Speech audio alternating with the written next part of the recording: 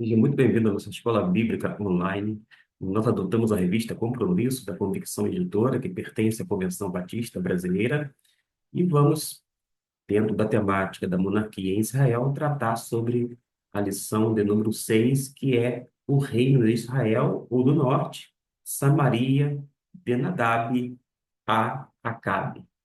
Em nosso texto áureo, nós temos este aqui, Primeiro Reis, capítulo de número 15, versículo de número 26, o qual farei a leitura nesse momento.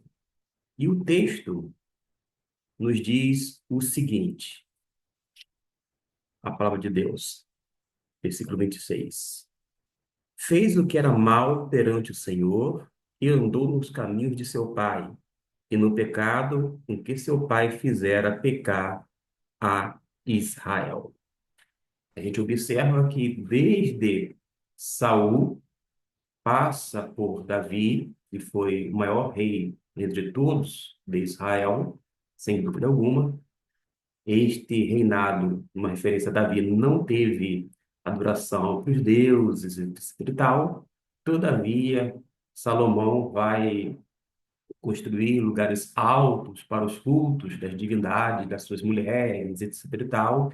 E a idolatria é, na verdade, uma desgraça para o povo de Israel.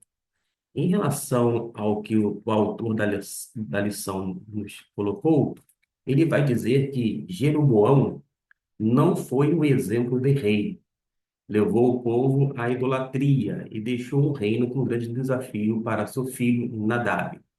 Observe que nós temos algumas informações. Por exemplo, o rei Davi reinou durante 40 anos, isto mesmo. Já em relação ao rei Salomão, mais 40 anos.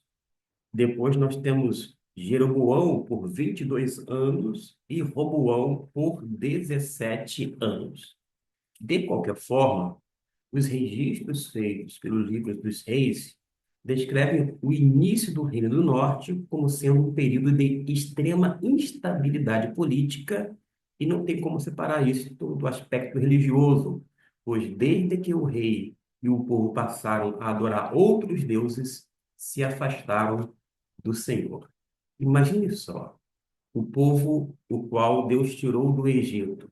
Gerações posteriores, é verdade, mas ainda assim, tendo o registro da intervenção divina, dá literalmente as costas para Deus, que o livrou, que o tirou da terra do Egito e passa a adorar a divindades pagãs, se afastam.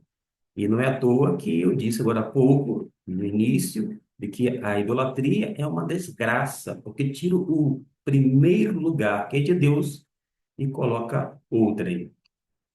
A idolatria, sem dúvida, levou o reinado dos reis após a divisão, às ruínas e o reinado da família de Jeroboão, que é marcado por um golpe de Estado por meio de Baasa. Nós vamos para o primeiro tópico, que nos diz sobre Nadab de Israel. Isto mesmo, com base no capítulo de número 15, o mesmo até então, em termos de referência, mas a partir do versículo 25 até o 32. Eu vou mesclar a leitura da revista com alguns apontamentos. Nadab não teve tempo nem para usufruir do seu reinado. Ficou apenas o quê? 2 anos à frente do povo. E o primeiro ano, aquele primeiro período, foi apenas um período de transição e o ano esteve de fato à frente do seu povo. Em relação a Nadab de Israel, ele reinou do ano 909 até 908 antes de Cristo. De uma forma que nós podemos ver em relação ao versículo 25 que foi lido, digo 26 que foi lido, e o 25 que nos diz: Nadab, filho de Jeroboão, começou a reinar sobre o Israel no ano segundo de Asa, rei de Judá, e reinou sobre 2 anos. O que a gente pode falar? Porque os versículos 25 e 26 vão resumir o reinado de Nadab. Isto mesmo. E vai caracterizá-lo de maneira o quê? Negativa. Não foi um reino bom, em hipótese alguma. As ações subsequentes subiu, vou dizer assim, fez com que o trono fosse herdado por Baasa, que matou toda a sua família de Jeroboão. A gente vai observar isso no versículo 27 e 30. Há uma disputa de poder pelo comando e vai encerrar o reinado de Nadab. De modo que as ações de Baasa vai dar um desfecho diferente conforme a gente observa. Uma coisa que a gente pode parar um pouquinho e analisar no versículo 26, já lido, que diz que no pecado com que fizera pecar a Israel, pecado com que seu pai fizera a pecar sobre Israel. A gente pode dar uma conferida lá no capítulo 12, no versículo de número 30. Isso mesmo. Por causa de quê? Quando a gente vai para esse texto, 12, versículo de número 30, a gente vai ter uma informação, porque em Reis, a instituição de um sistema de culto rival ao de Jerusalém é chamada repetidamente de pecado de Jeroboão. Isso mesmo. Infelizmente, todos os monarcas subsequentes do Reino do Norte seguiram o caminho trilhado inicialmente por Jeroboão. E nenhum rei israelita tentou realizar uma reforma completa. Assim, o pecado do primeiro rei de Israel se tornou característico no Reino do Norte e foi um dos principais motivos, inclusive, da destruição deste reino. Voltando à revista, diz assim: ele poderia ter feito diferente do seu pai, poderia ter aprendido com os erros dele, porém, ele fez o que era mal perante o Senhor, andando nos caminhos de seu pai e no pecado com que havia feito Israel pecar. Note que nós podemos aprender também com os erros da geração passada, com os erros cometidos pelos da nossa própria geração. A gente não precisa necessariamente repetir os mesmos erros, mas não sei por que cargas d'água parece que a gente não aprende e não aprende nunca.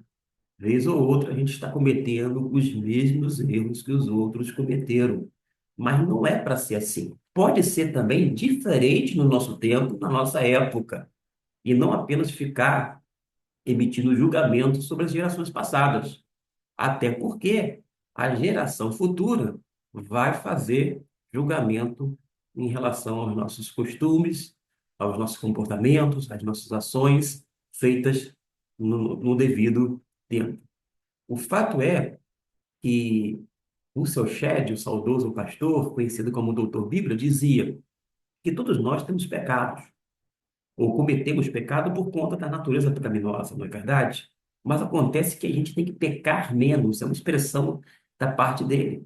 Não é porque eu sou pecador que eu tenho que sair por aí pecando à torto e adoidado. Pelo contrário, eu tenho que vigiar, eu tenho que mortificar a minha carne, eu preciso que o Espírito Santo venha produzir o fruto do Espírito Santo com a minha aquiescência, ou seja, inclinado para as coisas do Espírito, que inclui o chamado domínio próprio, o autocontrole, entre outras coisas.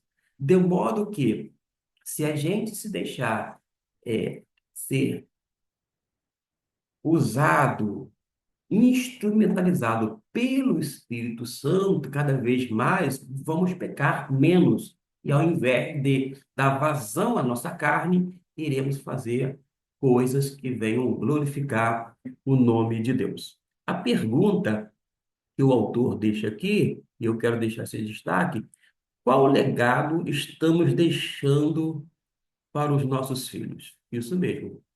Qual legado estamos deixando para os nossos filhos? Por causa de quê, gente? A gente precisa ser coerente com aquilo que a gente professa, com aquilo que realmente a gente vive. Deve haver essa santa coerência. A outra pergunta que ele faz aqui para a nossa reflexão é justamente essa aqui. Que exemplos eles seguirão? Isso mesmo. Que exemplos eles seguirão? E ainda, ele diz que felizes são os pais que beberam o leite da piedade desde a infância, ok? Felizes são aqueles que aprenderam as sagradas letras desde os primórdios da sua vida e foram instruídos na verdade. Esse é melhor do que riquezas. Devemos nos preocupar e ter muito cuidado em nos preocupar com isto, preocupar em deixar heranças materiais muitas vezes. Esta é a nossa preocupação maior, sempre foi e sempre será. Os pais querem deixar algo para os seus filhos, mas se a gente não deixar um legado, os nossos filhos receberão as heranças, aquelas coisas, aqueles bens materiais que nós vamos deixar para eles, e vai desfazer ou vai fazer um mau uso dele. Por isso que a gente precisa ensinar e não terceirizar a chamada educação cristã. A gente não pode, em hipótese alguma, dizer vai para a escola bíblica dominical enquanto nós mesmos ficamos em casa. Faça tal coisa enquanto nós cruzamos os braços e não fazemos absolutamente nada. Nós precisamos ser exemplos para os nossos filhos e incutir a palavra de Deus no coração e na mente dos nossos. Por causa de quê? O destaque está entre aspas, o papel da educação moral e espiritual dos filhos pertence aos pais e não ao Estado, nem mesmo às escolas. A gente tem a tendência de terceirizar, como eu disse aqui, a nossa educação cristã para a igreja. Acho que quem é responsável pela educação dos nossos filhos é o departamento da escola, infantil, a escola bíblica dominical, quando não outras organizações ou departamentos. Mas, na verdade, não é tão pouco a escola responsável pela educação. A educação vem de casa, vem de berço, e a gente precisa ser pessoas educadas, socializáveis, pessoas realmente equilibradas, moderadas, para que possa passar algo para os nossos filhos. O autor fala que o papel é dos pais. Sim, não pode esperar do Estado a educação, porque a educação, como eu disse, vem de casa. Agora, naturalmente, que o Estado tem uma proposta de estudo, e isto é competência deste. A gente tem que frisar que há uma separação entre igreja e Estado.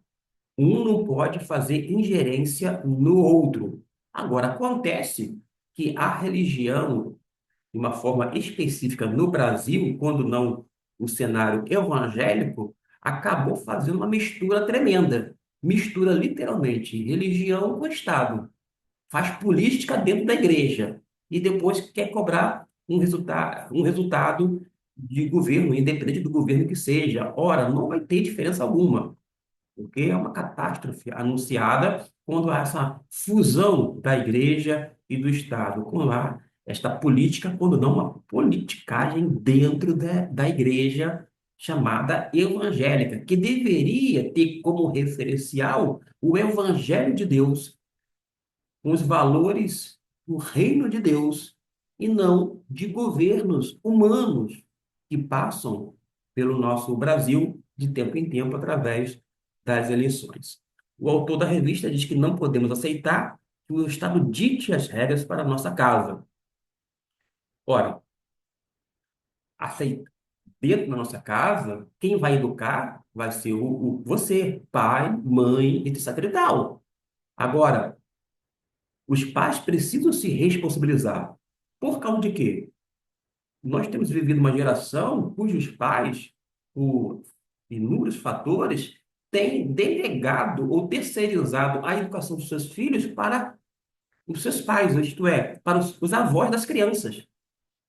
No meu tempo, e eu não sou tão distante assim, eu vou fazer 49 anos neste ano de 2025, mas naquele período, a minha avó não cuidava dos netos em hipótese alguma. A parte de mãe, por exemplo, criou 13 filhos e não cuidava e não criava dos netos. Não é porque ela não gostava dos seus netos, porque era obrigação, era tarefa dos pais, dos respectivos pais. Mas hoje não. Em nome, né, de N coisas, a gente acaba vendo aí os nossos irmãos já idosos, levando o filho, os netos para a escola, fazendo isto, levando para a igreja, dando banho, fazendo tudo que os pais deveriam, os pais da criança deveriam fazer. A gente deve parar e pensar um pouquinho se vale a pena realmente, porque o tempo passa rápido e não adianta depois tentar comprar os seus filhos com presente. Não adianta. A coisa melhor que uma criança pode ter dos seus pais é o carinho, a atenção, é a presença dele no lar. Note que eu disse no lar, não necessariamente na casa, porque alguns têm casas, porém não têm lares. São coisas diferentes. Por meio do profeta Aías, Deus havia predito que a dinastia de Jeroboão acabaria. E foi exatamente o que aconteceu com Nadab. Destarte, isto é, desta maneira, quando ele rodeava a cidade de Gibeton, que pertencia aos filisteus, Baasa, logo quem? Baasa, que era filho de Aías, da tribo de Issacar, e não do profeta Aías de Siló, conspirou contra ele e o matou. É assim, na monarquia. Um trama a morte de quem está no poder para suceder.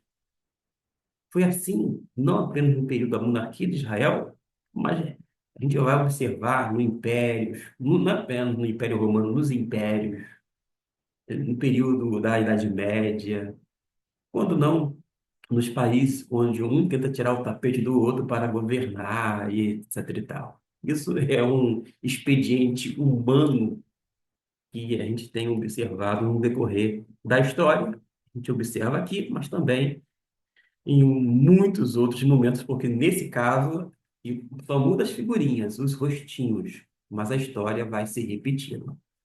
Nadab não fez nada de diferente do pai, continuou as práticas idolátricas do seu progenitor, que se importava mais com a imagem do que com a do Senhor. Ele se preocupava mais consigo mesmo que com a do Senhor. Hoje em dia, a gente tem observado alguns líderes no cenário evangélico brasileiro se preocupam mais com a sua imagem. Eles querem ser promovidos, reconhecidos, querem ser pessoas tidas como renomadas, em detrimento da pessoa bendita de Cristo Jesus. Alguns outros, pode ser poucos, entre milhões e milhões de evangélicos, mas querem realmente encher os seus bolsos se valendo do evangelho para se beneficiar, busca literalmente um proveito pessoal, quando na verdade deveria pensar bastante no bem comum. De qualquer forma, o autor vai dizer que esse legado negativo arruinou a vida dele. E tem uma orientação aqui para a gente. O que ele nos diz? Não nos esqueçamos. O que deixamos para os nossos filhos é exatamente o que eles serão amanhã. Então, trate de ensinar que o Senhor não aceita apenas fragmentos da vida deles. Eles não devem herdar uma religiosidade retrógrada e nem esperar uma aposentadoria no serviço do reino. Tudo pertence a Ele, por isso devemos, com nossa totalidade e onde estivermos, servi-lo e honrá-los e jamais prostrar-se diante dos homens. A gente aqui fala, a gente vai tentar fazer por etapa aqui um breve comentário. O Senhor Deus, ele não divide a sua glória com ninguém. Se você, pai, deseja ser reconhecido, aplaudido, etc e tal, você está no caminho errado, está deixando um exemplo negativo para o seu filho ou para a sua filha. Com relação à religiosidade, aqui ele fala retrógrada, eu não sei o que ele quis dizer porque ele não explicou. De qualquer forma, todos nós temos espiritualidade. E cada um vai ter a sua espiritualidade, ora mais intensa, menos intensa, porque algumas pessoas, independente de estarem em comunhão com o Senhor, vivem de uma forma mais intensa. A gente observa, se dedicando de corpo e alma. Outras estão em comunhão com o Senhor, mas por alguns fatores não tão intensa assim, porque estas coisas não o permitem. Mas a gente precisa entender que a gente não vai pendurar a chuteira em hipótese alguma. Sempre no reino de Deus, nós vamos trabalhar, nós seremos úteis. Se você, de repente, chegar a um período que não pode mais fazer as atividades, exercer as funções na igreja de Cristo Jesus, quem sabe você pode intensificar, porque parte do princípio que você tem uma vida de oração, intensificar a oração através da intercessão, ou seja, orando em favor de outras pessoas. É uma maneira de você contribuir com a Igreja de Cristo, consequentemente, com o Reino. Sim, nós devemos servir e honrar, mas jamais prostrar-se diante dos homens. Ora, nós estamos vivendo um período de que há muita bajulação política para A ou para B. Não adianta falar só de um grupo ideológico em detrimento do outro. São grupos ideológicos no Brasil e que as pessoas vêm sempre na internet, né, expor a sua preferência, eles querem marcar território, dizer assim, nós não estamos sendo um muro, nós somos a favor de Beltrano, Ciclano, mas acontece que eles bajulam literalmente, quando não quase que se dobram diante de tais homens, tendo como se fosse como pessoas tidas como salvadoras da pátria. Gente, não existe salvador da pátria em hipótese alguma, quer no Brasil, quer no mundo. Ninguém vai resolver a situação dos Estados Unidos, por mais que a pessoa tenha uma oratória que venha impressionar as pessoas. Nós não vamos ter pessoas que vão resolver as situações do mundo de uma forma individual, porque precisa da cooperação de todos para que possamos, então, fazer a diferença. Nós temos um outro tópico aqui que a gente vai trabalhar, porque este aqui, para você ter uma ideia, fala sobre Baasa e Elá de Israel. Isso mesmo, com base no capítulo 15, do versículo 33, do 16, capítulo do 1 até o 20. Baasa pertencia à tribo de Isacar. Issacar. Foi estabelecido rei de Israel em Tirza. E depois de ter matado Nadab e todos da casa de Jeroboão, como predito pelo Senhor, durante o seu reinado avançou com as suas tropas e alcançou mais extensões territoriais, organizando assim uma nova era. Isso mesmo, organizou uma nova era. Contudo, não houve uma mudança espiritual alguma. Às vezes as pessoas fazem um monte de coisa e não há mudança alguma. Eu sou, vou dizer assim, um observador e eu tenho notado que na igreja evangélica e até mesmo dentro do Arraial Batista, na questão da liturgia, a gente inovou, inventou um monte de coisas. Nós temos parede preta, nós temos luzes apagadas, nós temos fumaça artificial, nós temos luzes de diversas luzes com diversas cores e etc e tal. Nós temos até mesmo, às vezes, a substituição do púlpito por um latão. Já há uma iluminação que é característica e que coloca a prancha de surf. E as pessoas vão usando uma criatividade enorme para atrair, digamos assim, uma faixa etária da igreja, para tentar ver o seu nicho. Mas a gente tem que entender que a igreja de Cristo Jesus compreende todas as faixas etárias. A família maior que é a igreja cristã, ela tem que compreender o todo e não apenas visar um grupo para tentar, digamos, não apenas atrair, mas prender. Gente, não é prática litúrgica que vai prender, vou dizer assim, ninguém. Se o jovem, se o adolescente, se a criança, se o junior, se o adulto, se o ancião não estiver firmado na palavra e esta impregnar todas as suas entranhas, todo o seu ser, não vai haver mudança. Porque nós temos um monte de coisa, uma parafernália tremenda, mas não temos verificado uma mudança de vida num cenário maior, de uma forma ampla. Nós continuamos vergonhosamente vendo nas nossas igrejas uma política dentro da igreja quando a própria lei, que é a Carta Magna, diz que deve haver separação da igreja e do Estado. Mas algumas pessoas estão levando, repito, a política para dentro da igreja. Misturou as coisas. As pessoas, às vezes, pedem voto dentro das igrejas. Como se fala, é, é o curral eleitoral. As pessoas estão é, inseridas na igreja evangélica, mas faz barganha, é um toma lá da cá. Eu voto em fulano de tal porque eu vou ser beneficiado. Ele vai arranjar emprego para mim, quando não para alguém da minha família. Ah, eu vendo meu voto por tantos, portanto, quando não é a moda antiga que vergonhosamente graçou o nosso país através de material de construção, com um saco de cimento, não sei quanta quantidade X de tijolos, agora é por dinheiro. Só falta, não vai fazer para não ser pego pela Receita Federal. Só falta fazer um pagamento do voto mediante via Pix. Não vai fazer, como eu disse, por conta disto.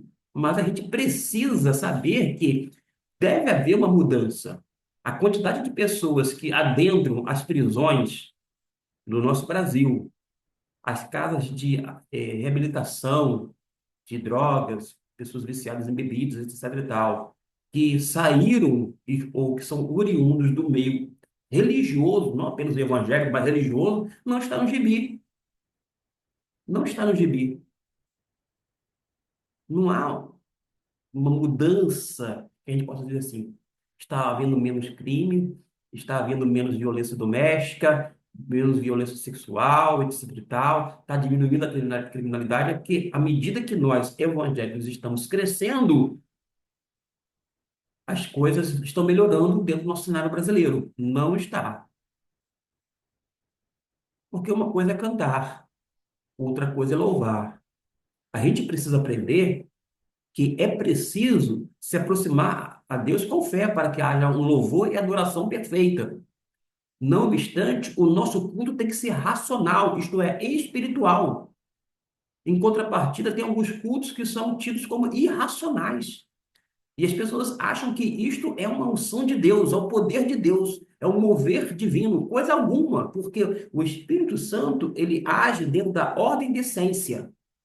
Ele não promove a balbúrdia, ele não promove algaravia, nada disto. Ele vai promover o que? O domínio próprio, o autocontrole, o próprio fruto do Espírito Santo.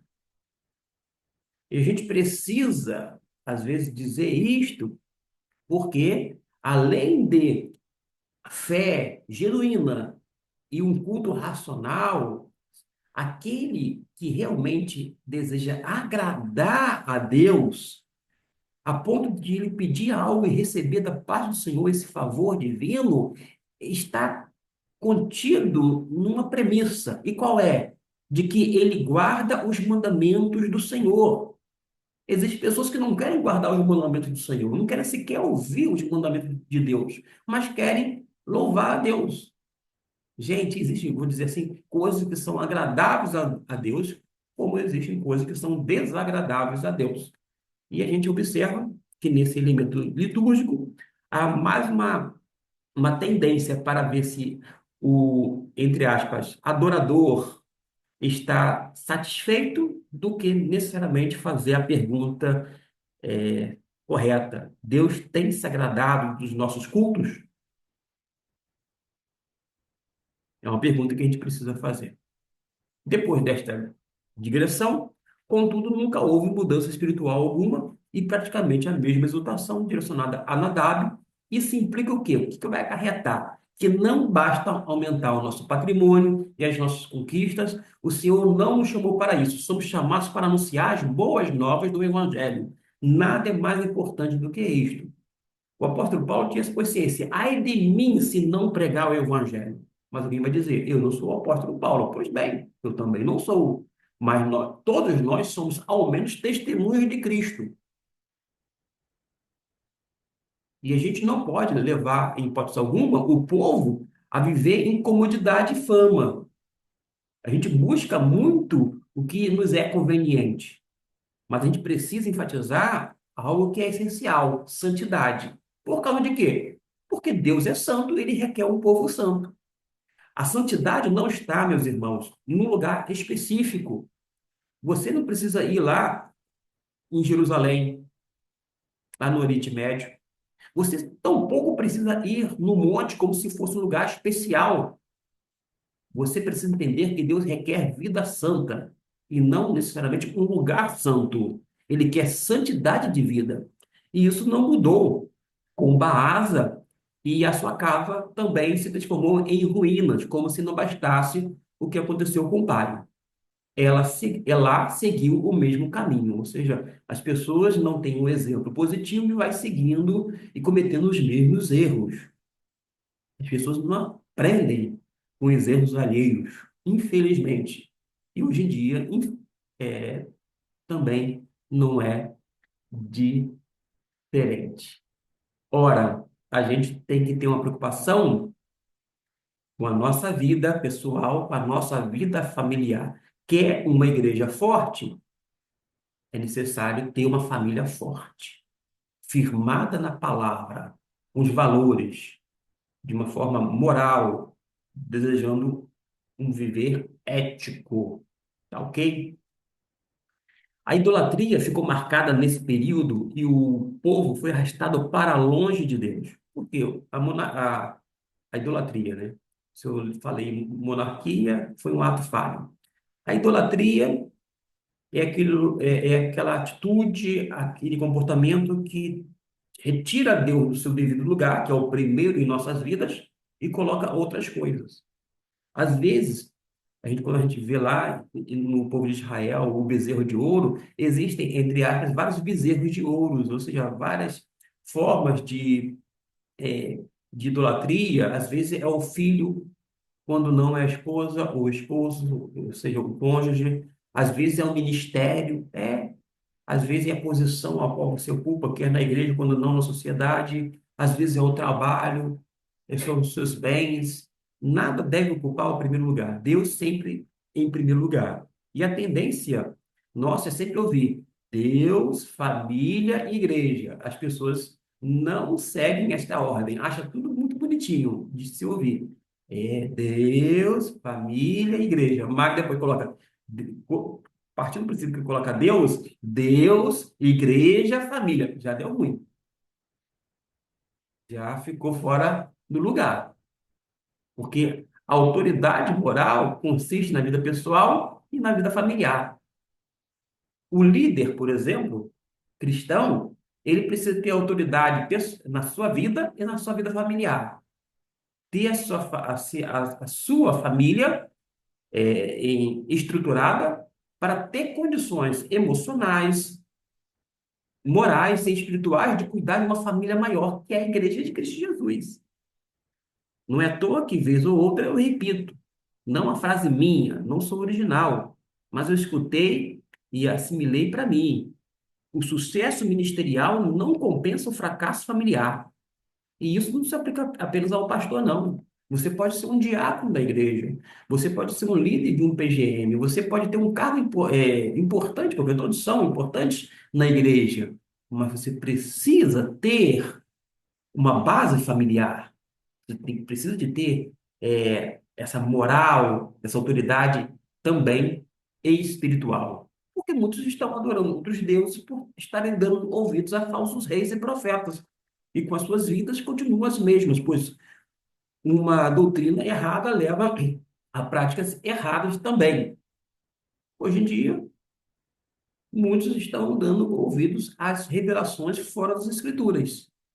As pessoas estão tendo sonhos, visões, revelações, profecias, etc. e tal, e muitos estão seguindo, mas vão com certeza dar com os burros na águas. Por quê? Porque a Bíblia, que é a palavra de Deus, a Bíblia que tem um material confiável, fidedigno, que nos dá segurança. Aliás, a Bíblia é completa. Nós não precisamos de nenhum tipo, sequer um resquício de revelação fora das Escrituras.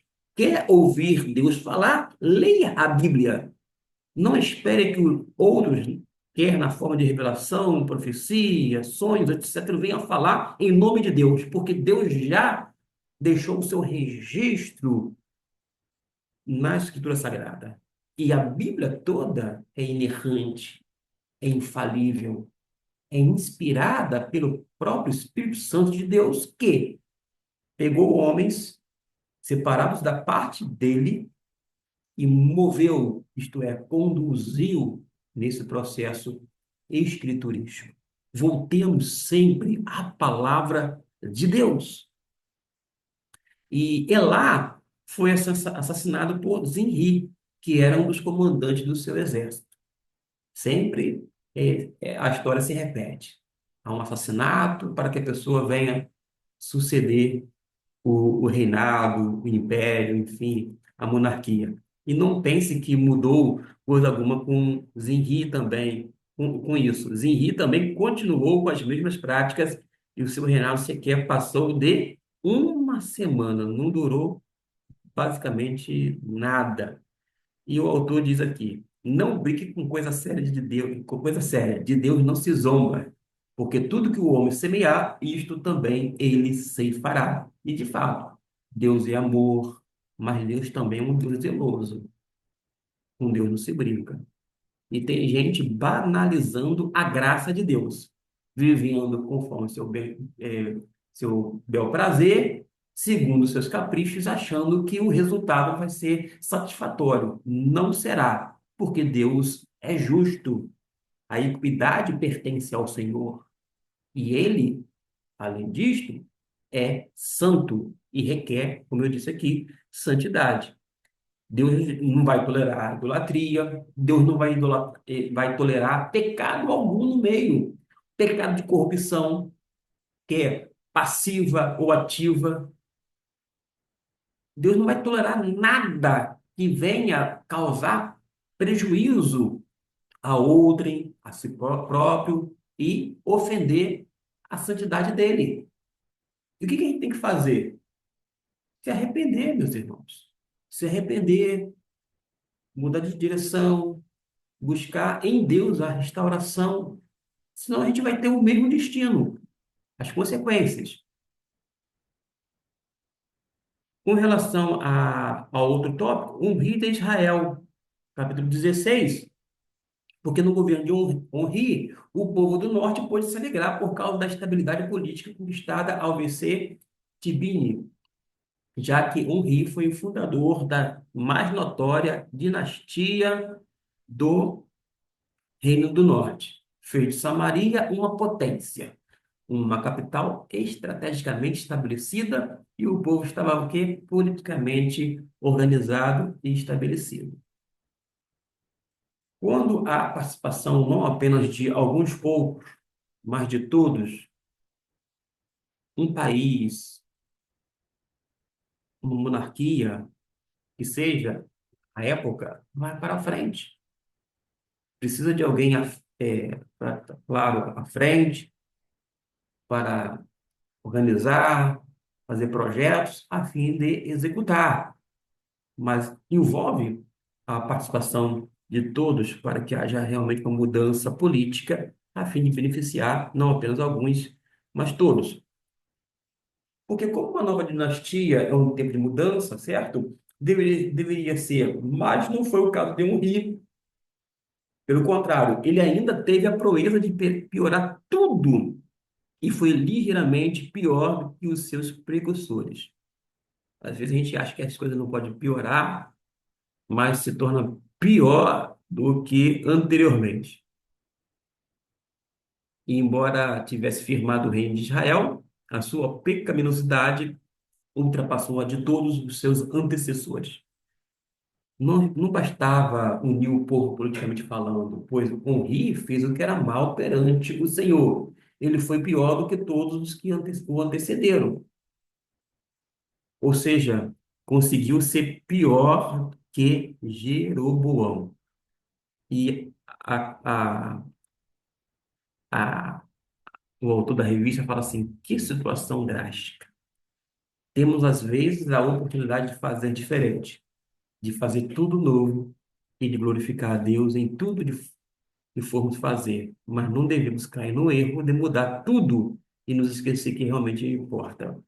E o que é importante? Alguém vai perguntar. O que é importante é, sem dúvida alguma, uma vida com Deus. Isso mesmo, uma vida com Deus que é importante. É relacionamento com Deus. A gente precisa se preocupar em levar o evangelho para que as pessoas venham ser transformadas. Se as pessoas não forem transformadas, como terão as suas mentes mudadas? Até mesmo nossos governantes. Os nossos governantes precisam de salvação. Eles precisam se arrepender, antes de tudo, para acolher a fé evangélica, numa referência à fé do Evangelho de Deus, para que tenha realmente a sua vida mudada e moldada pelo poder de Deus. Eu falei sobre um rei de Israel, e já fiz esse destaque aqui, correto? E agora eu vou falar sobre Acabe de Israel, isso mesmo. Sem dúvida, Acabe ele foi o líder mais destacado da casa de Omri. Ele herdou um reino politicamente estabelecido e com relações públicas favoráveis, o que fez com que o seu reino fosse expandido ainda mais. Mas Acabe caiu também no mesmo dos erros daqueles demais e ergueu um templo exclusivo para quem? Para Baal. E muitos falsos profetas chegaram a Israel, fortificando assim a idolatria é, em Israel. Gente, a gente fica, não sei você, mas eu fico assim, às vezes de boca aberta. Não é apenas como a história se repete, como que a humanidade não aprende. Não é à toa que esse povo, de uma forma específica, é chamado de duro, povo de dura cerviz. Tinha lá o nariz em pé, nariz empinado, cabeça erguida, nariz empinado. Dura, cerviz duro, achando que sozinho ou com outras divindades poderia resolver a situação coletiva ou nacional. Mas não, com Deus não se brinca. E se Deus não abençoar, ninguém poderá mais fazer. O reinado foi marcado por seu casamento com uma mulher muito famosa, muito pelo menos citada, que é Jezabel, que foi a princesa sidônica, digo, da Sidônia, e a partir desse casamento passou a adorar a Baal. E a historieta a gente conhece muito bem. Israel considerou atraente o culto a Baal. A Baal. Como que pode, né? Hoje em dia, as pessoas alegam adorar a Deus dentro do cenário evangélico, mas idolatram alguns ministérios. Fica endeusando alguns líderes. E assim por diante. Na minha infância não, digo, na minha adolescência, início de juventude, quando tinha um grupo evangélico de cantores, pessoas tidas como famosas naquela época, vez ou outra eu ia, né, ao evento, quando não adquiria um LP, era um disco chamado LP, e a pessoa já conseguia até alguns autógrafos. As pessoas lá autografavam o disco, aí pegava aqueles discos, levava para a igreja, porque, afinal de contas, eu tinha um disco autografado por um cantor, um grupo famoso daquele período. E, inicialmente, quando eu ouvia falar em uma pessoa famosa, está na igreja X, a igreja abarrotada, e eu estava lá no meio. Hoje em dia, eu não ligo para essas coisas. Quando eu falo assim, essas coisas, não é ouvir a palavra de Deus, não é cantar, não é adorar. Eu não ligo para entrar numa fila enorme a fim de ver uma pessoa. Por quê? A pessoa a qual eu lido e convivo diariamente, pela fé, é verdade, é a pessoa bendita de Cristo Jesus. Se você tiver vida com Deus, relacionamento com Deus, você não vai ter essa preocupação. Naturalmente, se você quiser ir, gente, não tem nenhum pecado, não há pecado algum. Mas não no sentido de endeusar pessoas, quer no meio da palavra, quando não, em relação à música. Os ídolos cananeus, que é dos, dessas divindades, da fertilidade, ofereciam algo tangível para cultuar. E as festas de Baal nutriam a paixão dos israelitas pelo vinho e pela imoralidade. Olha só o que estava no pacote, né? Não era só o culto a uma divindade assim, mas ao vinho, à imoralidade. Tem pessoas que caminham por, é, por, por aí, pela devassidão, pela imoralidade, etc. e tal. Acabe alcançou a marca mais elevada da violação da aliança e do que vale construir, é uma pergunta, né? Uma fortaleza como Samaria e deixar para os seus filhos e eles a transformarem em um lugar de culto a Baal. Foi exatamente o que fez Acabe, provocando ainda mais a ira de Deus, porque Deus realmente não gosta em hipótese alguma. O pior ainda estava por vir. Acabe foi confrontado pelo profeta Elias, que proferiu palavras de exortação a ele. O profeta era o quê? Mensageiro de Deus naquele período. A fome era grande em Samaria, 3 anos de muita escassez. Obadias, que era servo de Acabe, saiu para buscar mantimento, ajudar com a fome. No caminho, ele deparou com Elias, que pediu para chamar Acabe e se encontrou com ele, cheio de arrogância. Não pensou duas vezes em atacar o profeta, em vez de humilhar e reconhecer os seus erros. Tem gente assim, quando é confrontado pela palavra de Deus, ataca o mensageiro de Deus, o pregador. As pessoas vão para as redes sociais difamar, falar mal de pregadores de cunho pessoal, ao invés de acolher a mensagem do Senhor. Ver aquilo que a pessoa julgou importante para a sua vida. Porque é impossível um pregador falar algo da parte de Deus e não ter nada, mas nada vezes nada para que você possa assimilar e aplicar. A não ser que você já vai somente para tentar ficar dar ênfase aos pontos negativos. Eu não gostei da forma que ele disse isso. Não digeri.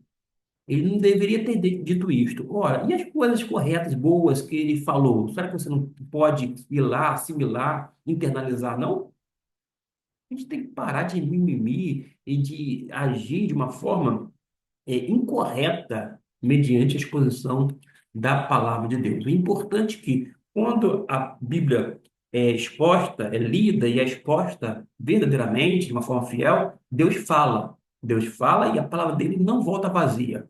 E a gente não pode endurecer o coração, tampouco tapar os nossos ouvidos para o que Deus tem a dizer através da sua palavra, por sua vez, por meio das pessoas que ministram a palavra de Deus. Porque aqui ele não reconheceu seus erros, ele não se humilhou, ele não se arrependeu, e ele foi ainda foi acusando Elias de ter perturbado Israel. Contudo, o que fez o profeta que estava certo? Repreendeu duramente Acabe e sua casa. O líder, o profeta, ou um homem de Deus, ou uma mulher de Deus, vez ou outra, ela vai ter que repreender duramente, ela vai ter que confrontar a pessoa, custe o que custar. Pode custar o seu cargo na igreja. Se você é pastor, pode deixar, de repente você pode ser exonerado, mas é importante que você seja fiel no pouco, porque quem não é fiel no pouco não vai ser fiel no muito. E queremos concluir dizendo que não devemos ser tolos a ponto de culpar Deus pelos nossos pecados, em hipótese alguma. As consequências deles são frutos de uma vida longe da presença do Senhor, de uma vida sem santidade. Pensar que podemos viver viver pecando e que nada irá acontecer conosco é um grande erro. Uma vida Uma vida de pecado traz sérios riscos para nós. Eu estou lembrando aqui, vou fazer a leitura para caminhar para esse final, dentro da parte da conclusão. O apóstolo Paulo, no capítulo de número 6 de Romanos, vai nos dizer, ele faz uma pergunta e ele mesmo responde. Ele diz assim: que diremos, pois? Permaneceremos no pecado para que seja a graça mais abundante? A resposta vem no versículo 2: de modo nenhum. Ou seja, não é porque Deus é amor, porque Deus é misericordioso, porque Deus é isto, porque Deus é aquilo, que a gente vai viver banalizando a graça de Deus. A gente não pode esculhambar as coisas concernentes à igreja, muito menos ao reino, porque Deus é zeloso. Deus é zeloso. A impunidade é uma característica muito presente na justiça do reino dos homens. Muitos cometem crime e não são punidos. Aliás, a gente se depara vez ou outra com pessoas que cometeu certas coisas e não